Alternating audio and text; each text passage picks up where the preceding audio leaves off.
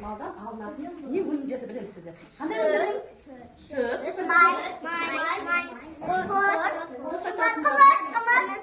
жарайсыңдар балам, өте жақсы. Ал бүгінгі біздің іс-әрекетіміздің тақырыбы жүнді зерттеу және оның пайдасы екен балалар. Олай болса мен сіздерге жүннен жасалатын аз ғана мағлұмат беремін. Жануар жүннен тон киім алады. Майы да бар, еті бар.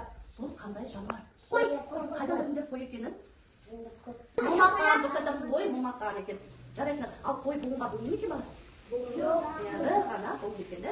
Ал секең етеді, шөптің бәрін шетеді. Сүті шипа өзі пысып, бұл қай жануар? Ешкі. Біз айтасыңдар, ешкі. Ал ешкі бұғынға бөліне ма бала?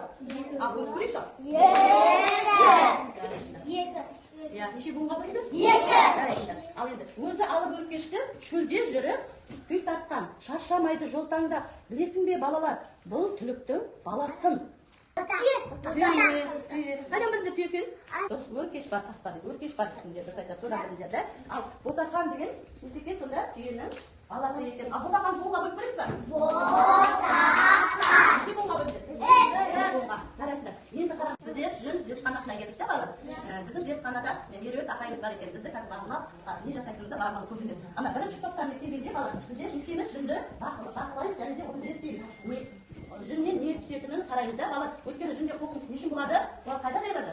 Далада өрісте жайылады екен да. Оны меруерт апайымыз балалар жасайды бірінші топта. Ал екінші топта балалар жүнді не істейміз? Әртүрлі түстерге бояймыз. Өйткені бізге жүндер әртүрлі түске керек. Киім жасауға, әртүрлі киімдер жасауға бізге боялған жүндер керек екен да. Ал үшінші топта біздер жүннен өзіміздің әртүрлі бұйымдарымызды өндіреді. Гаджетке жасаймыз. Біздер гаджетке жасаймыз. Біреуімізге тапсырма жасаймыз. Ал мына жерде біздер кішкентай кремче жасаймыз. Ал сіздер мына жерде не жасайсыздар? Шәйнектің астына қоятын тұтқыштар жасаймыз да балалар. Енді жұмыстарымызды бастай берейік балалар.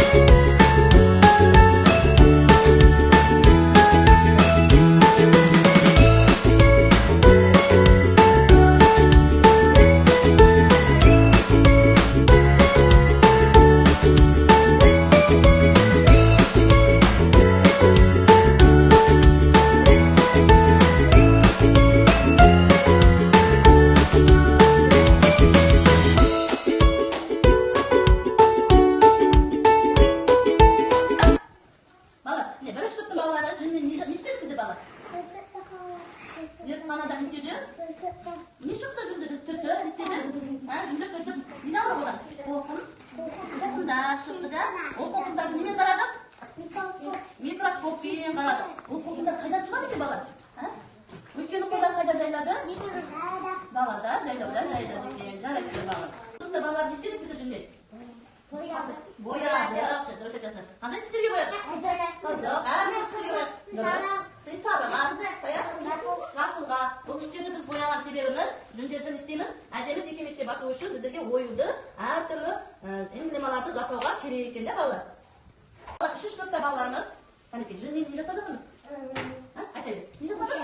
Көрпеше жасаватыр, сосын дұрыс, және красына оятын жасаватырмыз. Алтын, красивесінде не жасаватырмыз? Тапочка жасап жатырмыз де, ал мына жерде әдемі жейдемізді жасап жатырмыз. Жейдемізді кәдімгі ашып көрсетейін балалар. Жүндерді алып, жейдемізді көрсетеміз. Мына аспай жайлап аламыз.